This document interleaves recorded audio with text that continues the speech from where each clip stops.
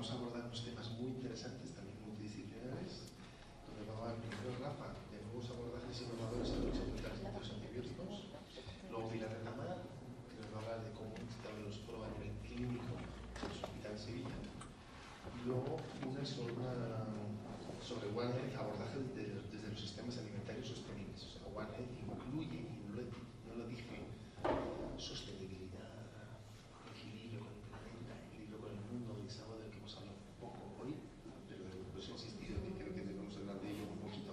Y luego tendremos una mesa redonda y procuraremos, hay un autobús, creo que luego a las 6, a las 6 y cuarto y a las 6 y media, o sea que intentaremos acabar ahí al menos para que podamos coger a las 6 y cuarto y 6 y media, un autobús que sale directamente para Madrid de la organización. Así igual si queda cogerlo, pues por eso mismo lo vamos a acabar en mitad. Lo de los abanicos, tío, es un puntazo, ¿eh? He visto a ti, la sevillana. Los que saben.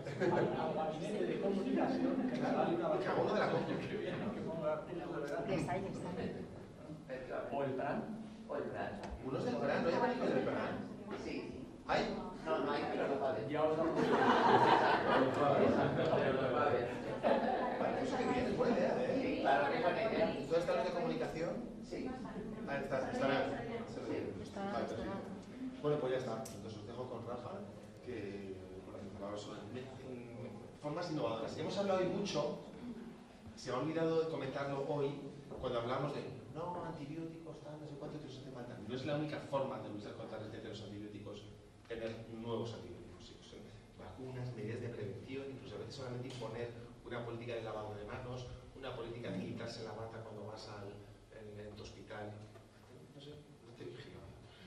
Quitarte la bata cuando vas a la cafetería de tu hospital. O sea, hay muchas políticas de contención de la transmisión intrahospitalaria y extrahospitalaria que a veces no tienen nada que ver con desarrollar nuevos antibióticos, pero que también son muy efectivas. O sea, que eso no hemos hablado mucho, pero es algo que a lo mejor que irá saliendo estos días. Pero sin más, nos vemos con Rafa. Gracias. Peor es salir con la bata del hospital. Bueno, muchas gracias.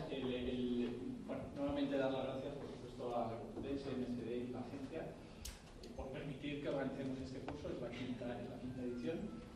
Yo trabajo como microbiólogo clínico en el Hospital San Cajal, es decir, que esa es mi actividad fundamental. Luego doy clases también en la Universidad Complutense, ¿no? Entonces, bueno, a lo mejor el hecho en sí de estar en el laboratorio, el tener mucha relación con muchos profesionales y el ser un laboratorio, pues nos permite participar en proyectos de investigación y también estar en contacto pues, con muchos de las personas, los clínicos, bueno, no nos gusta decir clínicos exactamente, nos gusta decir el responsable del paciente, porque defendemos que los microbiólogos somos microbiólogos clínicos, que es como se debería llamar la especialidad, pero digo que nos permite estar en muy interrelación con muchos profesionales, ¿no?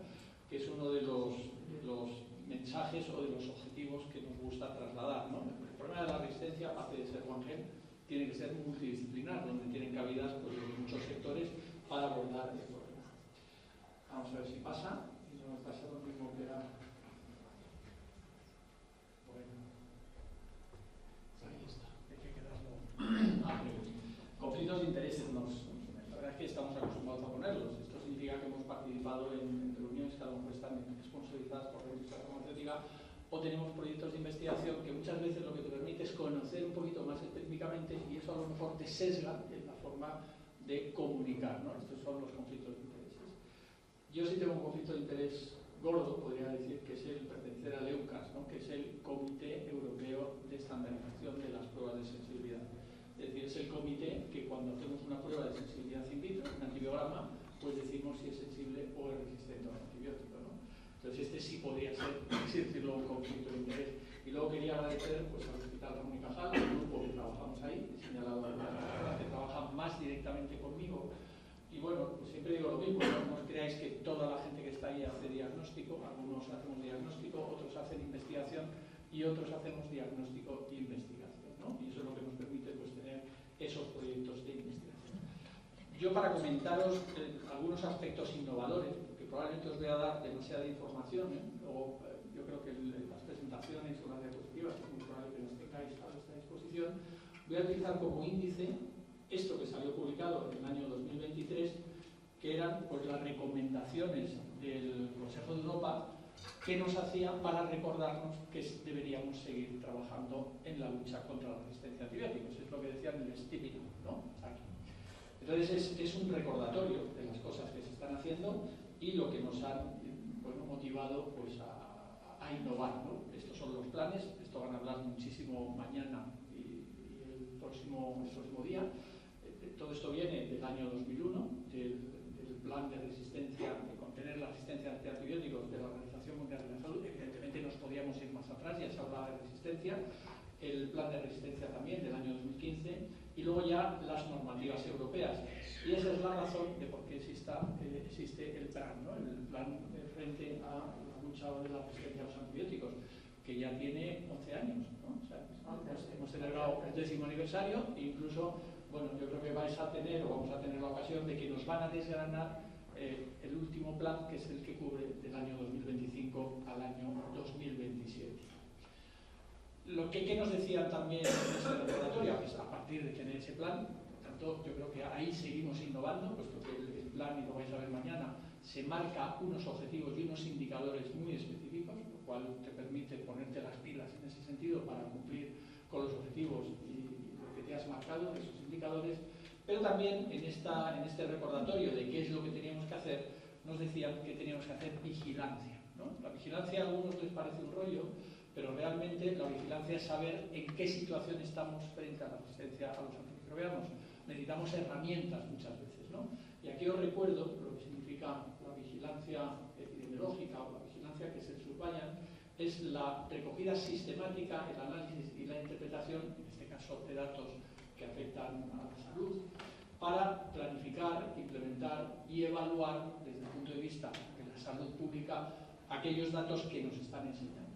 Y yo siempre señalo en esta parte de la definición un término muy curioso, que es enseñar a los que no saben, ¿no? Parece una obra de misericordia en este sentido, ¿no? Los de jóvenes a lo mejor nos han enseñado el catecismo, pero lo teníamos en el catecismo, enseñar al que no sabe, ¿no?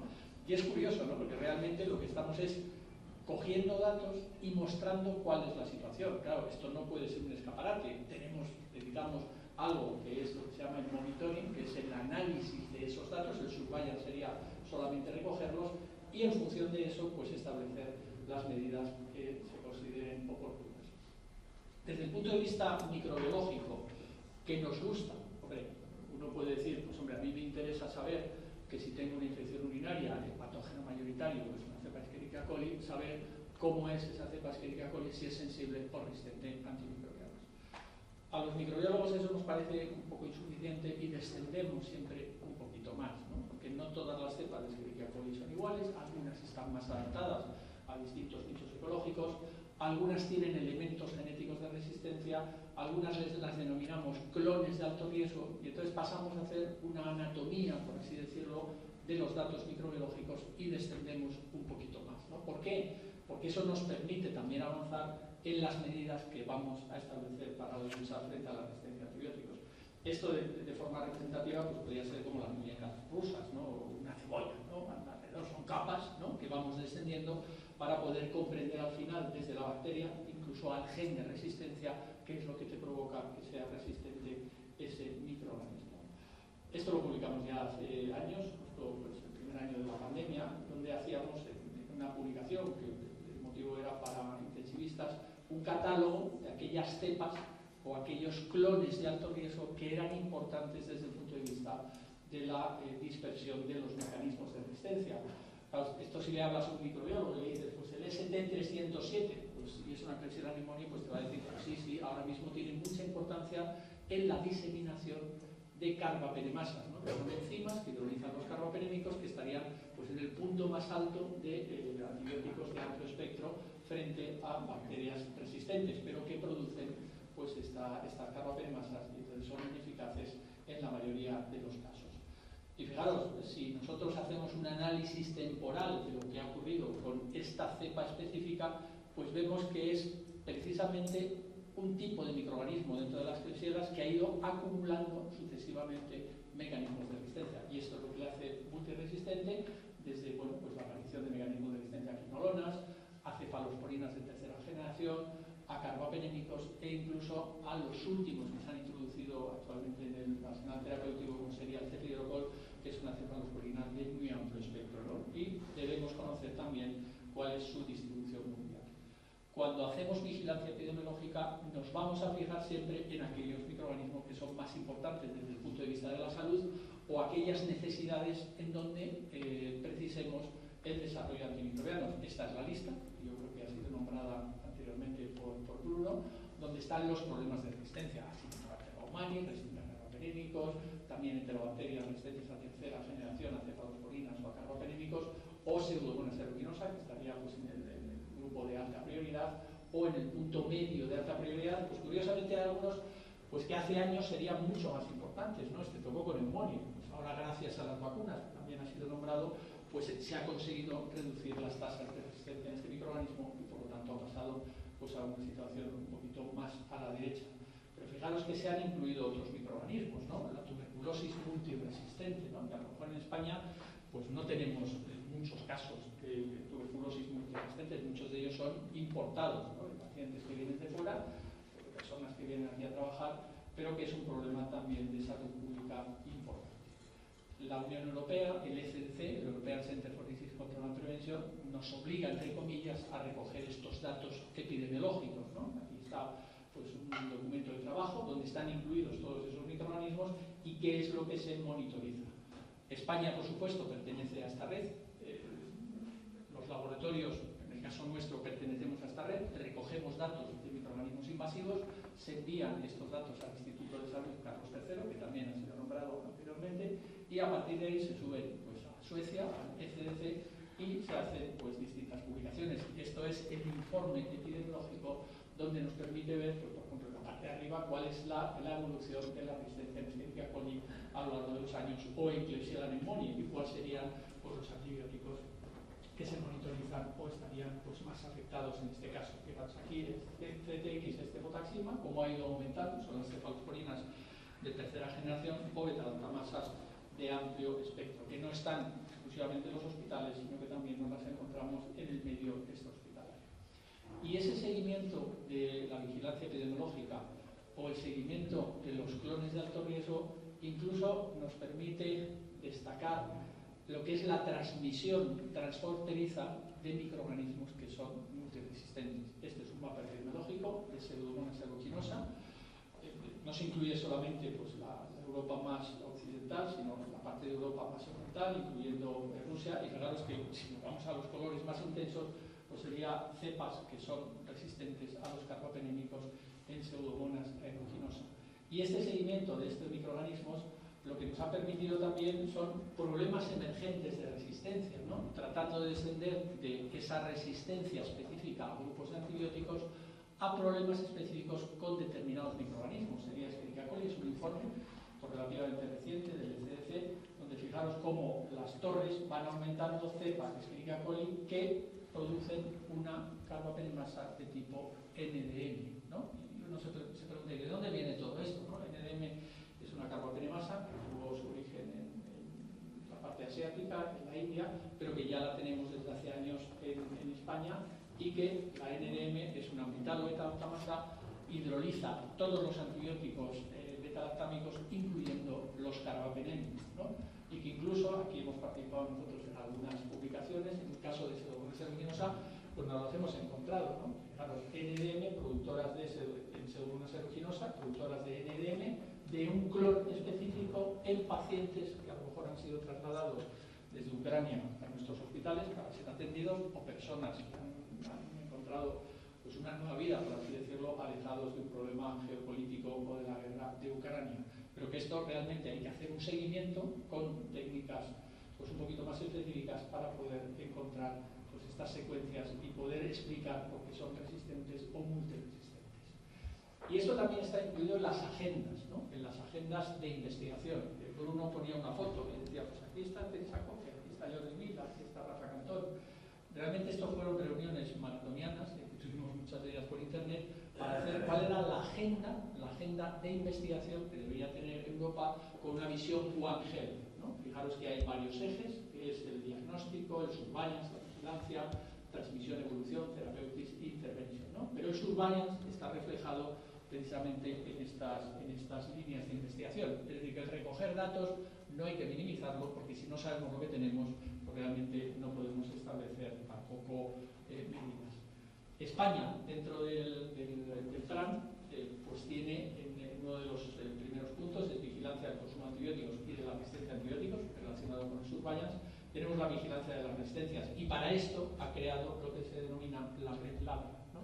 Es una red de laboratorios que podríamos llamar centinelas, ¿no? Organizados a distintos niveles, donde en el nivel más alto está el Instituto de Salud Carlos III, luego hay algunos laboratorios que estaríamos intermedios, en el cual estaríamos, por ejemplo, el Hospital Ramón y Cajal, que tenemos capacidad para secuenciar microorganismos y poder hacer pues, esa identificación de los clones de alto riesgo, de los genes de resistencia, y luego tendríamos los laboratorios de un nivel mucho más básico, que a lo mejor no tienen esa capacidad técnica, no es que no tengan conocimientos, pero a lo mejor no tienen esa capacidad técnica, donde ellos tienen que poder hacer estudios de sensibilidad, pero cuando encuentran cepas multiresistentes tienen que enviarlas a un laboratorio de segundo nivel para a su vez mandar los datos al Instituto de Salud Carlos III. ¿Esto por qué? Porque nuevamente viene de un mandato que es desde la Organización Mundial de la Salud a el ECDC, para que los laboratorios dispongan de estas herramientas para poder discernir cuáles son esos mecanismos de resistencia, que no es otra cosa que secuenciación de genomas completos de las bacterias. No nos vale simplemente ver con un antibiograma si es sensible o resistente, sino hacer una secuencia completa y por medio de análisis bioinformáticos poder llegar a esa conclusión. Los podéis encontrar también en internet, ¿no? Si ponéis Red Labra y ponéis pues, los informes de ellos, de Carlos de Masa, pues podéis encontrar también. Y fijaros, pues, por ejemplo, este es del año 2022, que es el último que han publicado, probablemente están analizando datos del 2023 y 2024, pues sabemos los porcentajes de cepas de Klebsiella pneumoniae, Helicobacter pyoace o Escherichia coli, que producen distintos tipos de carbapenemasas, o incluso algo que desde el punto de vista de la resistencia es muy importante, bacterias que producen distintos tipos de enzima, pero que muchas de ellas hacen lo mismo. Entonces tú dices, ¿y por qué una bacteria necesita algo que duplica y que eso le puede generar también un problema incluso en la supervivencia, por lo que se denomina el fitness de esa bacteria, para producir finalmente lo mismo, ¿no? Bueno, pues porque el nivel a lo mejor de resistencia no es muy alto, y si suma mayor número de genes de resistencia, pues tiene una expresión que es mucho más alta, ¿no? Incluso pues sabiendo qué tipo de resistencias, porque esto luego tiene importancia en el panorama que tenemos ahora de los nuevos antimicrobianos, que algún comentario haré. Es muy importante saber si es una metalobeta-altamasa o es una USA48 o es una KPC, puesto que los fármacos o los antibióticos se asocian a distintos inhibidores de estas carbapenemasas, y por lo tanto esta información también es importante para la elección de los antimicrobianos. Y se hacen estos tipos de árboles bioinformáticos, con herramientas bioinformáticas, donde pues, se clasifican distintos clones de alto riesgo, ¿no? Estos son las cepas de Klebsiella pneumoniae que se han enviado a través de la red LABRA, y fijaros cómo aquí está ST307, que es un clon de alto riesgo que lleva también resistencia a los antimicrobianos. En el estudio de vigilancia epidemiológica, ¿qué cosas innovadoras se están haciendo? Pues la inteligencia artificial, ¿no? Yo he comido también con las personas que estaban en otro curso donde han hablado de inteligencia artificial, ¿no? En otros niveles, pues la inteligencia artificial también se está utilizando en microbiología. Este es un ejemplo que podría ser muy simple, que cuando se hace pues, un antibiograma, pues tenemos los halos de inhibición, sabemos con esto si medimos los halos, nos vamos a unas tablas, si es sensible o resistente, pero utilizando programas, o más bien algoritmos, en este caso, no sé si me atreverme a decir que son de inteligencia artificial, si nos permiten inferir cuál es el mecanismo de resistencia que está detrás, ¿no? Incluso con algunas aplicaciones, como hacen estos autores, que pueden utilizarse pues, un teléfono, un smartphone, para hacer una fotografía, y esto te lo sube a una base de datos y te dice cuál es el mecanismo de resistencia. Incluso pues, si tú le dices pues, en qué área geográfica estás o cuál es el problema, pues incluso te podría proponer cuál es la mejor opción terapéutica. Nosotros, por ejemplo, en la cuestión de antibiogramas o de generar esos datos primarios de resistencia o sensibilidad en el laboratorio, sí estamos participando en lo que se denomina nuevos sistemas diagnósticos para reducir el tiempo de respuesta en la emisión de los resultados. La microbiología es como es, los microorganismos crecen, ¿no? Si aquí trabajan en un laboratorio, muchos de vosotros sabéis que lo que hacéis hoy vais a ver crecida una bacteria al día siguiente en una placa de cultivo.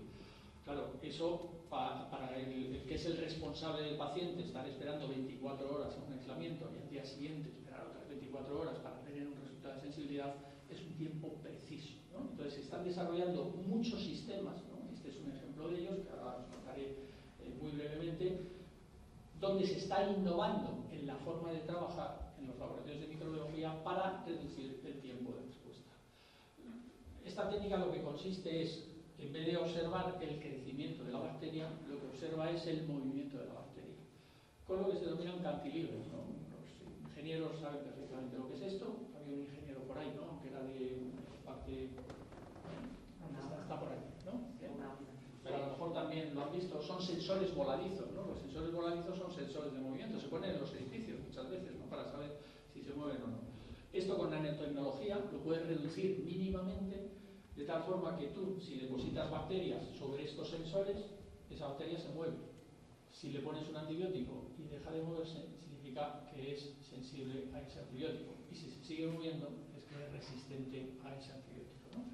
Esto, que se hace con técnica de nanotecnología, luego por análisis también informático y sistemas de inteligencia artificial, te puede predecir en 2 horas si es sensible o resistente a los antimicrobianos, ¿no? Este es otro aspecto de innovación que os quería trasladar. Como esto, pues existen también otros ejemplos que serían con microscopía, ¿no? Ver cómo van creciendo esas curvas de crecimiento y tú vas viendo sobre una superficie de agar pues ese crecimiento, y también a tiempos muy cortos se puede ofrecer una información que es precisa y muy adecuada para esa información.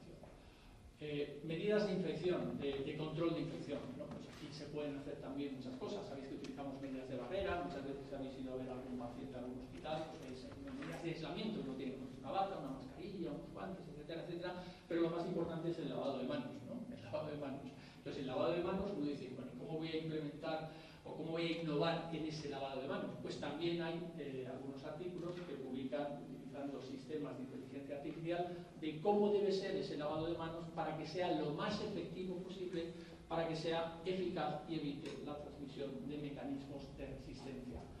Este es uno, bueno, se ha publicado también muy recientemente, que ellos utilizan este sistema de recogida de datos electrónicamente con un sistema de machine learning para predecir las infecciones hospitalarias en relación también al lavado de manos. Esto no se ve aquí, que está en la primera parte de esa gráfica, ¿no? O sea que también hay sistemas de innovación en algo que debería ser pues algo que es muy común, ¿no? Incluso pues leyendo hay incluso algunos sistemas que son ingeniosos, ¿no? Que uno entra en la habitación del paciente.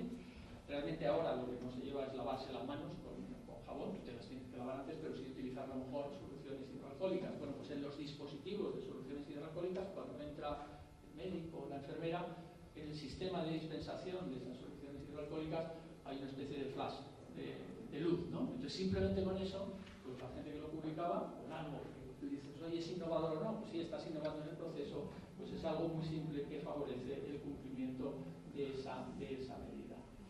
Las estrategias de implementación de los PROA, ¿no? De esto no voy a hablar, quiero hablar Pilar Retamar, mucho sobre ello, así ahorramos un poquito de tiempo. Son los programas de mejora de utilización de los antimicrobianos, ¿no? No son coercitivos para quien tiene que prescribir o para quien tiene que dispensarlo, sino son educacionales, ¿no? Pilar es una experta en ello y bueno, pues sabéis que también esto pivota sobre el Plan Nacional de Resistencia a los Antimicrobianos, y aquí nuevamente pues hay análisis utilizando sistemas de inteligencia artificial para favorecer la prescripción de los antimicrobianos, ¿no? Como nos explicará Pilar, ¿no? Ahí tiene que pivotar sobre el paciente, el tipo de infección, el microorganismo para elegir el antimicrobiano adecuado. Bueno, pues hay ayudas a esa prescripción y bueno, esto lo digo un poco en honor de Pilar, ¿no? Porque me ha hecho gracia cuando leía este artículo, de la derecha, que nos dice que está muy bien esto de la inteligencia artificial, pero al fin y al cabo hay que poner inteligencia natural, ¿no? Y a los infectólogos como expertos en la utilización de antimicrobianos, donde decía, oye, sí, todo esto lo ponemos en valor, pero en este metaanálisis también era muy importante la intervención de los propios facultativos responsables de los pacientes, en este caso de los infectólogos, para que fuese adecuada estas medidas que podías implementar, pues tomando las conclusiones de este análisis de la literatura utilizando pues, sistemas machine learning y inteligencia artificial. Algunas cosas más, ¿no? Esto aquí tenemos que hacer un análisis, ¿no? Claro, cuando preparaba también esta charla y veía un poco, ¿y qué transmitimos en indicadores? ¿No? En indicadores nos han puesto deberes en España, ¿no? Estos son los deberes que nos han puesto, ¿no? Los deberes son bastante ambiciosos, ¿no? Nos dice que tenemos que tener una reducción en la Unión Europea, comparativamente con el año 2019, en la resistencia a los antibióticos y en el consumo de antibióticos, ¿no? El 20%, el 15% de resistencia a Staphylococcus aureus, el 10% de encefalosporina de tercera generación Escherichia coli o el 5% de resistencia a los carbapenémicos, los carbapenemasas, ¿no? Y para España pues nos ponía unos deberes específicos, porque esto es la media, ¿no? Lo que os decía, esto es en España, pero fijaros que en el último informe, el informe de resistencia a antibióticos, que ya vais a hacer este curso, seguro que todos los años, a raíz del 18 de noviembre, vais a tratar de localizar cuáles son los informes de resistencia a los antimicrobianos que se generan a través del ECDC. Los publica pues, con motivo del Día del Antibiótico, que es el día 18 de noviembre. Hay una semana entera promovida por la Organización Mundial de la Salud para promover el uso adecuado de los antimicrobianos, y aquí nos dan los datos de resistencia que tenemos, ¿no? Fijaros que en cepas de Escherichia coli, estos son datos de incidencia de infecciones masivas en la sangre. En el año 2019 teníamos un 7,8% de resistencia a la encefalosporina de tercera generación, y el cambio ha habido un aumento, es decir, que vamos mal, ¿eh? A pesar de tener un plan magnífico frente a la resistencia a antibióticos, yo creo que tenemos que seguir trabajando. Por eso, esa norma que nos da la propia Unión Europea de incrementar la lucha contra la resistencia a antibióticos, porque lo vemos también con las cepas de Klebsiella pneumoniae productoras de carbapenemasas, que hemos aumentado un 26% en cuanto a incidencia, ¿no? En Staphylococcus aureus resistente a la meticilina, pues estaríamos más o menos igual. En datos de consumo, supongo que a lo largo de mañana o de pasado haréis comentarios, bajamos a raíz de la pandemia, pero es que estamos aumentando también últimamente, ¿no? En veterinaria yo creo que lo habéis hecho un poquito mejor, ¿no? Habéis disminuido también esas tasas de consumo, pero probablemente también esa es otra de las medidas donde probablemente necesitamos también innovar, ¿no? Para tratar de disminuir ese consumo de antimicrobianos. La educación, ¿no? Pues la educación, hay campañas, muchas veces decimos que estas campañas nos gustaría que fuesen pues, parecidas a las de la seguridad vial, todo el mundo pues, las recuerda, son muy impactantes, pero cuando le preguntas las campañas frente a la resistencia a antibióticos, a pesar de ser, yo creo que también tratan de llamar, pues la población general no se acuerda, ¿no? Probablemente porque a lo mejor duran muy poquito tiempo, ¿no? Lo de los abanicos, que decimos. Pues parece que ya está. Bueno, no deja de ser una medida de educación también, los cursos que organizamos aquí o otros cursos, ¿no? Tratar de llegar, o incluso pues, la sociedad nuestra organiza cursos para profesionales de la comunicación, ¿no? Para los periodistas. ¿Para qué? Pues para que nos entiendan cuando nos tratamos de explicar la importancia que tiene la resistencia a los antimicrobianos, ¿no? El acceso a los antimicrobianos o la investigación, ¿no? El IoT ha hablado de los CIBER, ¿no? Los CIBER son una organización de centros de investigación en red, ¿no? De problemas biosanitarios. Hay distintos CIBER, ¿no? De obesidad, de salud pública. Hay uno de enfermedades infecciosas que tiene 4 programas de investigación. El primer programa es la salud global, infecciones emergentes y reemergentes. Aquí, bueno, también podría entrar la resistencia a antibióticos, pero hay un segundo programa que es el de resistencia a antimicrobianos. El tercero es HIV, SIDA, infecciones de transmisión sexual, y el cuarto son infecciones inmunodeprimidos no VIH, que son fundamentalmente las relacionadas con la asistencia sanitaria, ¿no? Fundamentalmente los que se ocupan de resistencia es el 2 y el programa 4. Y aquí también pues tenemos deberes, ¿no? Tenemos una serie de líneas donde tenemos que investigar.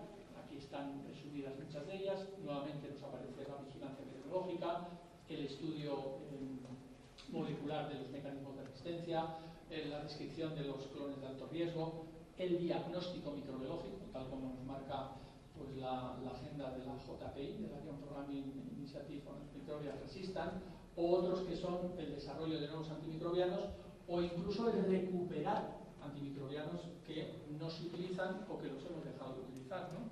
Por ejemplo, el grupo de Pilar pues, ha trabajado mucho en temocilina, ¿no? La temocilina no está en España, la temocilina es un antibiótico que tiene prácticamente 25 o 30 años, pero que probablemente tiene interés en volverlo a recuperar, ¿no? El tratamiento de infecciones por microorganismos multiresistentes, cómo debemos tratarlos, ¿no? Con medidas farmacológicas, no medidas no farmacológicas, o específicamente los programas de optimización de antimicrobianos. Y esto ha dado pues, un sinfín de publicaciones, ¿no? Cuando tú coges España, pues gracias también a estas redes de investigación estamos en el top de número de publicaciones, ¿no? Lo cual pues, también nos llena, pues, yo creo que bastante de orgullo, ¿no? A título pues, así un poco informativo, todos los años se celebra un congreso europeo de microbiología y enfermedades infecciosas que ya se ha convertido en mundial, donde España es el país que más trabajos lleva, ¿no? Y muchos de ellos pues, están relacionados con las resistencias a los antimicrobianos. Y este proyecto, que lo ha comentado también Raquel Giotti, yo creo que es un buen ejemplo, ¿no? Del trabajo colaborativo, ¿no? Es cierto que pivota más sobre el ciber de enfermedades infecciosas, pero que tiene 4 workbook packages en los cuales pues, están incluidos pues, algunas líneas pues, verdaderamente innovadoras, como es la fagoterapia, ¿no?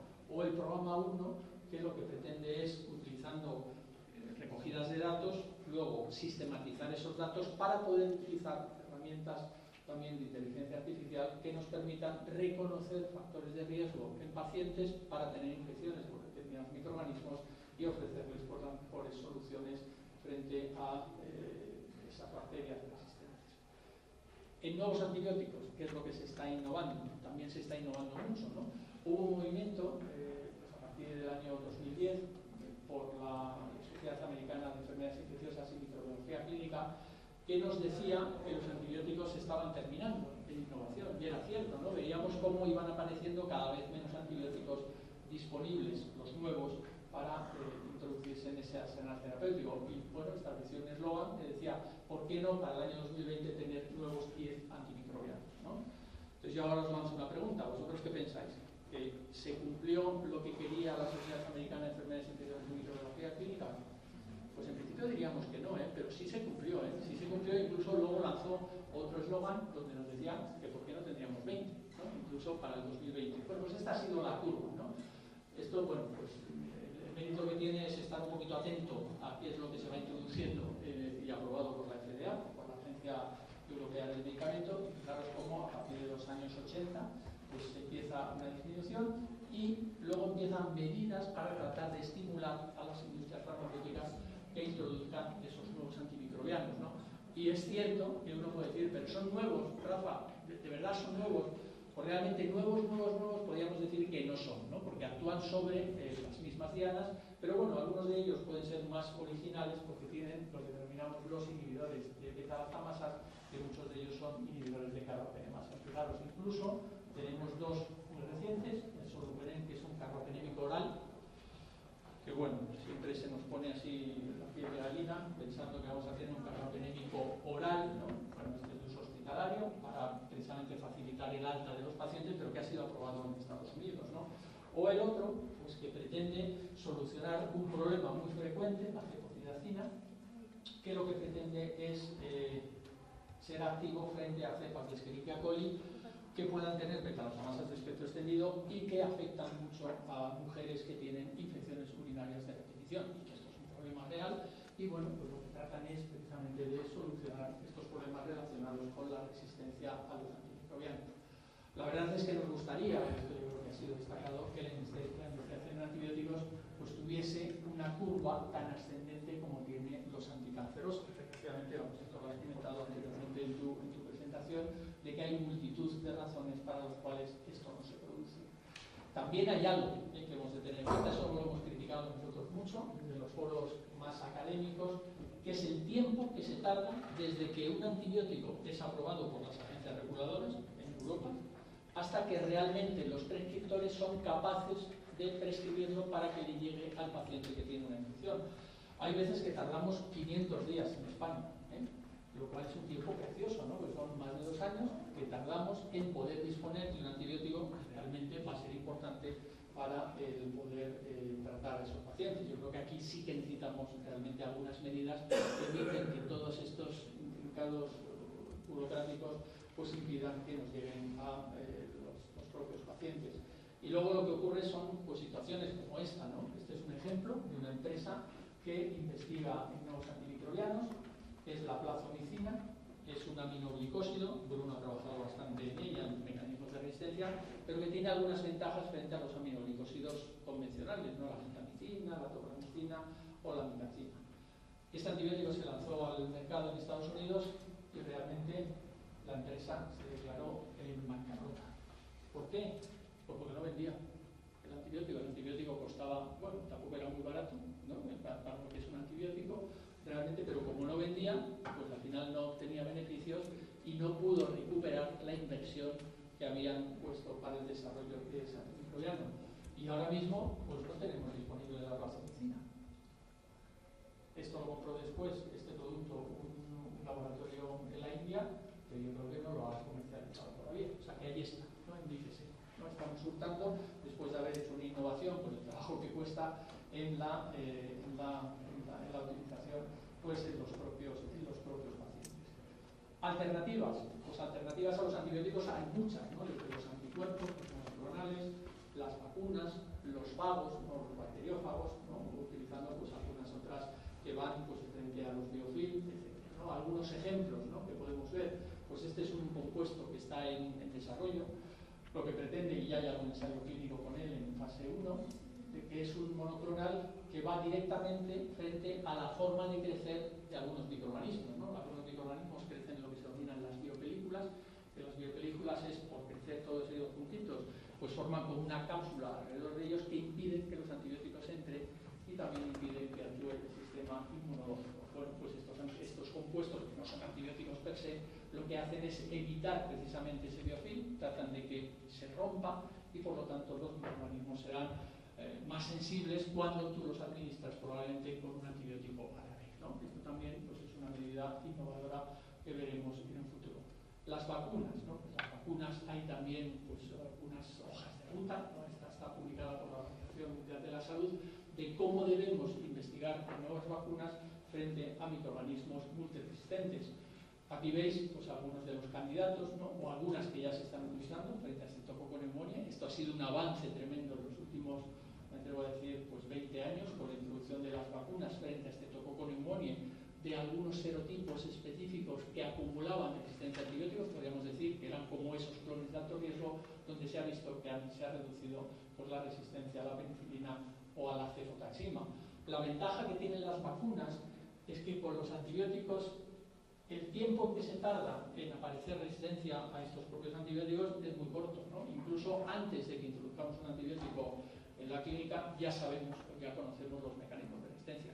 Mientras que en un desarrollo de resistencia a las vacunas, pues hombre, en el caso de neumococo ocurre, porque puede haber cambios de serotipos, entonces no son eficaces, aunque no es un mecanismo de resistencia específico, es un recambio clonal, tienes que volver a cambiar, pero eso tarda mucho más en el tiempo de lo que puede ser la resistencia a los antimicrobianos. Y también pues hay ensayos clínicos que están publicados pues, en Clinical Trials, que ya no aparecen estos mapas, en Clinical Trials, que eran muy buenos para ver dónde se está investigando, hay que explorarlos un poco más de forma manual, pero que también hay investigación en este sentido. Algunas otras cosas que se están haciendo, ¿no? El trasplante de microbiota fecal y lo que es la edición genética.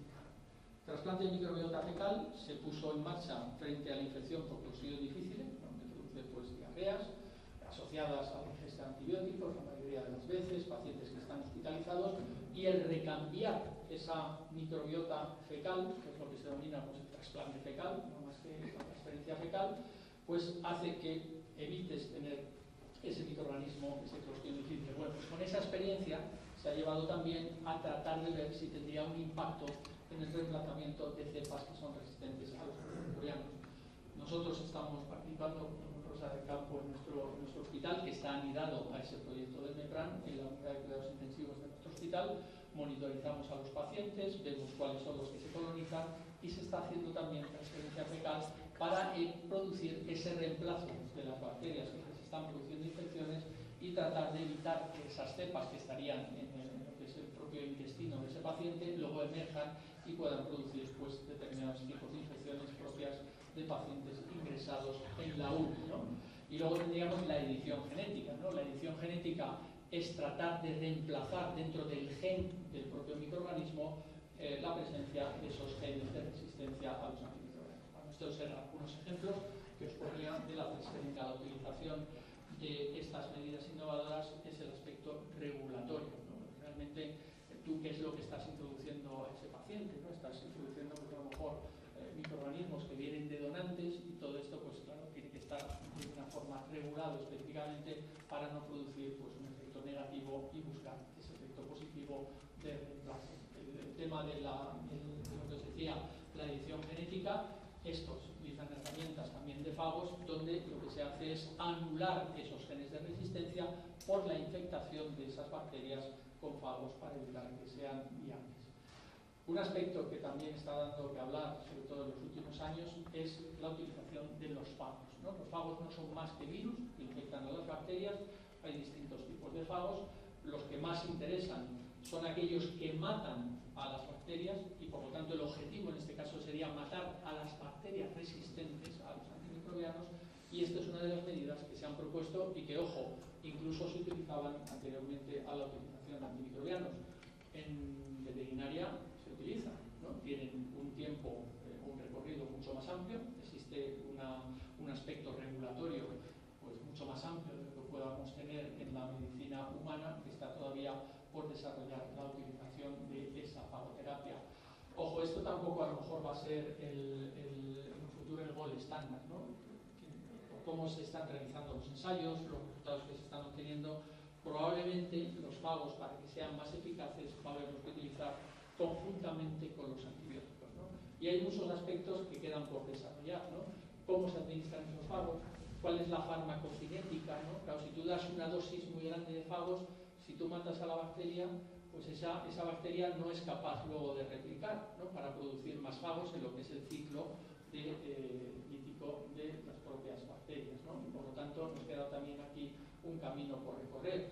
E incluso esto nos separa, ¿no? En la propia utilización de los fagos, que tendría, pues, ese objetivo de producir una lisis de las propias bacterias por esa infectación, sino identificar cuáles son las moléculas específicas que son las que provocan esa muerte de las bacterias, y en vez de utilizar el fago entero, pues utilizar esa parte que es más adecuada para producir ese efecto terapéutico, ¿no?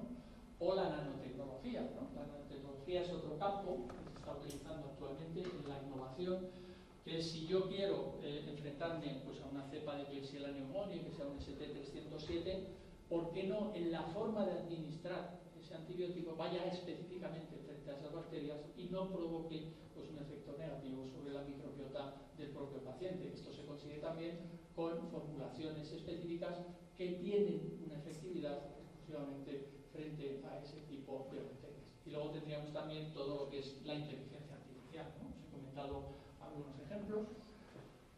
Dos ejemplos nada más, esto lo voy a pasar rápidamente. En el desarrollo de antibióticos, fijaros, un antibiótico que dio bastante que hablar en la prensa hace ya, pues, un año, que era la zosurabalpina, ¿no? Este es un antibiótico nuevo, y es nuevo porque actúa específicamente frente al lipopolisacárido. No teníamos anteriormente ningún antibiótico que actuase específicamente frente al lipopolisacárido, por lo tanto es una diana nueva. Y frente al lipopolisacárido específicamente de Acinetobacter baumannii, que está en el top de los microorganismos que aparecen en la lista de referencia frente al cual dedicamos los antimicrobianos de la Organización Mundial de la Salud. Lo que hicieron estos autores fue, por medio de herramientas de machine learning y de inteligencia artificial, hacer un análisis de casi 45.000 candidatos. Claro, tú no puedes hacer 45.000 candidatos con un ensayo de acierto, ¿no? Esto lo hicieron con métodos de inteligencia artificial, y tienen un candidato, y bueno, este ya está en fase 2, o incluso a lo mejor en fase 3 en su desarrollo, y es un antibiótico que ha salido por inteligencia artificial.